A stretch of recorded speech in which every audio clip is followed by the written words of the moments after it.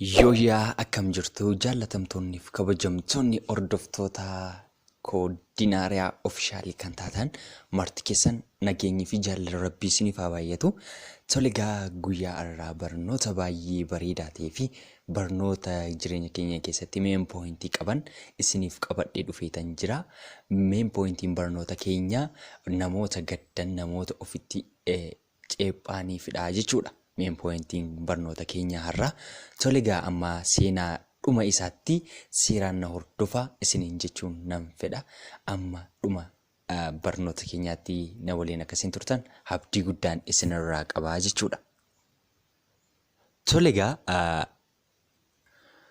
Tolegaa guyyaa kana guyyaan naannoftee akkuma dhuftu kana guyyaa tokko quraan jireenya jiraatutti baay'ee gaddee baay'ee lapheensaa cabee osoonni deemuu argame. Yeroo kana quraan muka gubbaarra taa'ee baay'ee gaddaa ture, baay'eetti dhaga'amaa ture. Yeroo kana muka sana jala garuu moloksee wayiitu ture. Molokseen kun hin taa'u. Yeroo kana imimmaan quraa dhufee maddii moloksee kanarra bu'e. Yeroo kana gaafa molokseen kun ol hedhee ilaalee ጓደኛዬ koo quraa maal taateeti kan itti akkas boosu jedhee gaafa inni gaafatu, yaa abbaa malaa jedhe, yaa beekaa ani jireenya koo keessatti baay'ee gaddeen jira, baay'ee natti dhaga'amee jira, keessi koo baay'ee madaa'eera, anaan namni hunduu nan jaallatu, maal akkan godhe hin beeku, gaafa na argu namni guddaallee xiqqaallee dhakaa fudhatee na duukaa fiigaa, natti dhakaa darbata jedhee baay'ee busuqqee boo'ee.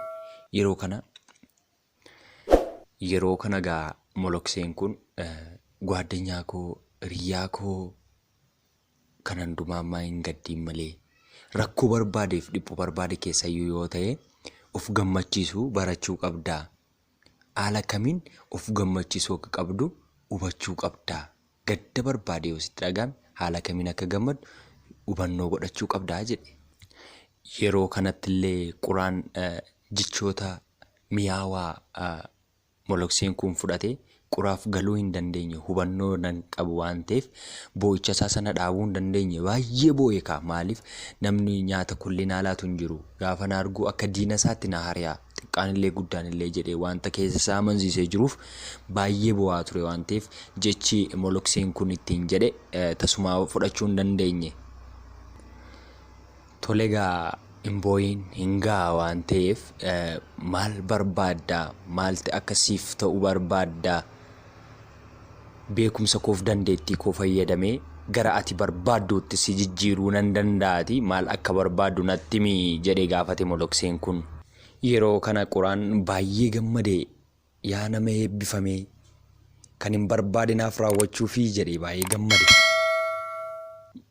Yaa nama jaallatamaa nanaa, yoo siif danda'ame gara daakiyyee ishee bareedduu ishee hadii sanaatti na jijjiirii, gammachuutiin haddaadhee bareedeen galaana keessa jiraachuu barbaadaa jedhe.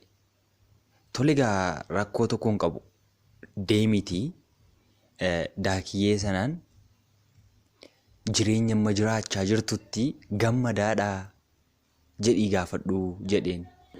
Yeroo kanatti molokseen kun jecha isaattillee walii galee deemiitii gaafadhu kottuu daakiyyeen jireenya isaa kanatti gammadaa kan hin taane jedhee isa erge. Tolee moloksee nama beekaa jedhee gammachuutiin balali'aa gara daakiyyee sanaa deeme. Yeroo kana gaa quraan balali'aa deemee yoggaa bira ga'uu daakiyyeen bishaan daakaa ture itti siqee ilaalimee hannan caalaa kan addaattedha, nageenya guutuutiin buhaaraa jirta, jireenya amma qabdutti mee ammam gammadaadha ati jedhee yoggaanni daakiyyee gaafatutti.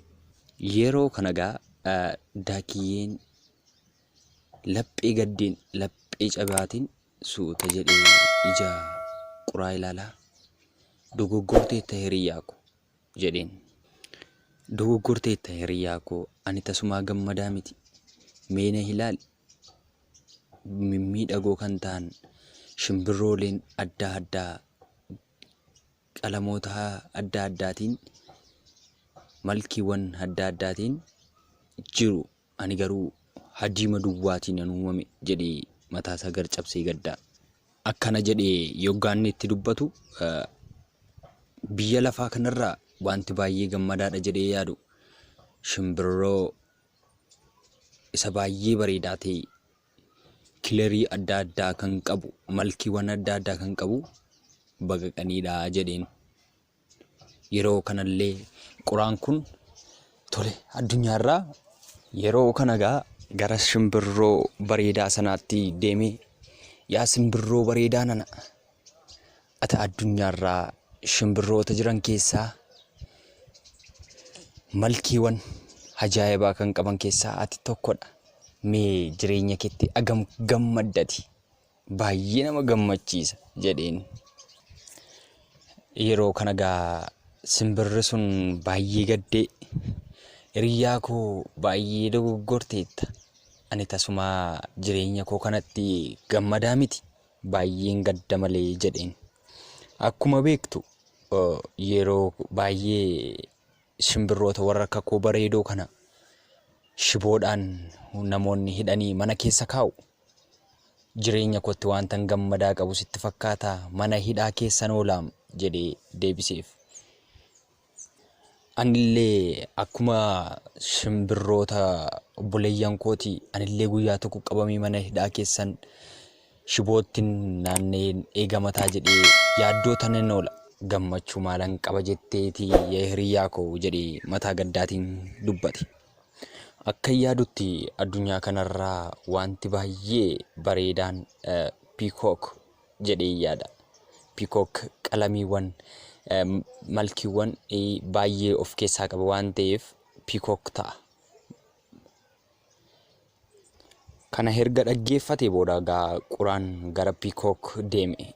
Piikookiin illee deeme. Yeroo dheeraa booda piikookiin ni arge. Piikookiin daawwachuuf namoota dhibbeewwan kan lakkaa'amantu itti naanna'ee jira. Shiboon itti marfamee jira. Yeroo kana argu ilaalaa bareedina kan ati garuu mee jireenya keetti nama hammam gammadedha. Namoota hedduutiin guyyaa guyyaatti daawwatamaa oolta. Mee jireenya keetti gammachuu hammamii qabda jedhee piikookiin gaafate. Yeroo kana mee naan immoo na ilaali. Mee ilaali ani jireenya koo keessatti baay'ee shimbirroota irraa adda kan ta'eef kanan gammade jedheen of yaadaa ture.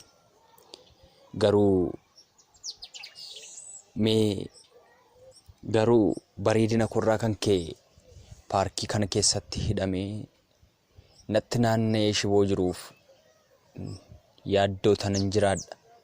Mee jireenya kootti gammachuu waan qabu sitti fakkaataa jedhe. Shiboo kana darbee achi ga'uu hin danda'u. Jireenya koo kanatti mee gammachuu waan qabu sitti fakkaataa jedhee deebiseef mataasaa cabsee jedhee mee ilaali. Qola koo wantoota bareedaa sana narraa buqqisuuf gaafa isaan gottotan waantota adda addaaf qorannoo adda addaaf gaafa isaan dhufanii qola bareedinaaf rabbiin naaf uume kana gaafa isaan narraa buqqisan dhukkubbii akkamiin akkan jiraadhu mee ilaali yaa hiriyaa koo. Kun nama gaddisiisuu miti nama boosisuullee jireenya keenya keessatti jedhee nama laphee cabaatiin gadda cimaa keessa taa'ee piikook ni deebiseef. Yeroo kana quraan baay'ee gadde. Yeroo kana quraan baay'ee ajaa'ibsiifatee jecha piikook kanatti baay'ee erga ajaa'ibsiifatee booda ishii wanta ta'e addunyaa kanarraa shimbirroota balali'an keessaa eenyu dharee gammachuutiin an jiraatu jettee eeyyudha bilisummaatiin kan jiraatu jettee eenyu yaaddaa jireenya isaatti gammachuu kan qabu eenyu jettee yaaddaa shimbirroota keessaa jedhee yoggaan ni gaafatutti anillee akkan hubadhee fi akkani paarkii kana keessa shimbirroota jiran keessaa argetti gammachuu fi nageenya guutuutiin nan jiraatu si qofaadha. Lafa barbaadde deemtaa, biyya barbaadde deemtaa, akka barbaadde kee taatee jiraattaa lafa barbaadde kee daangaan sirra hin jiru jedhee deebiseef.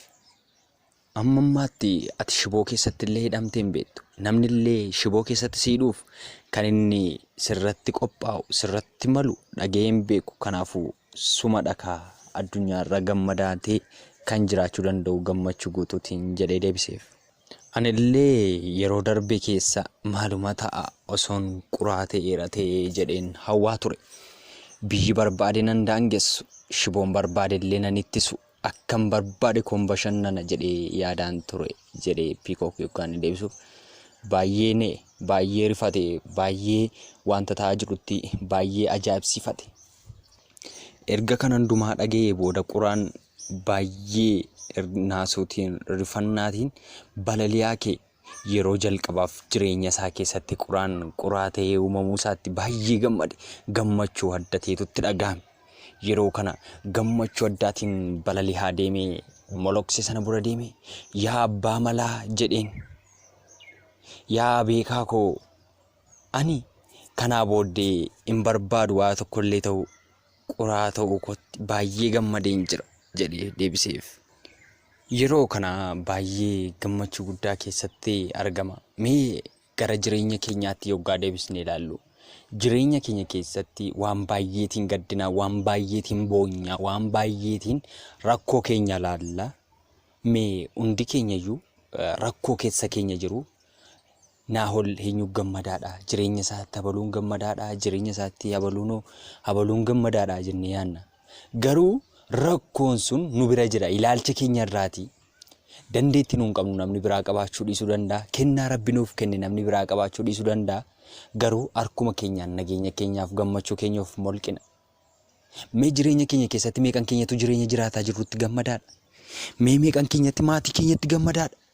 Mee meeqan keenyatu hiriyoota keenyatti gammadaadha? Mee meeqan keenyatti jaalalleewwan keenyatti gammadaadha? Mee meeqan keenyatti hojii amma hojjechaa jirrutti gammadaadha? Kan adda baasnee beekuu qabna. Jireenya qabnutti hin gammannu taanaan jireenya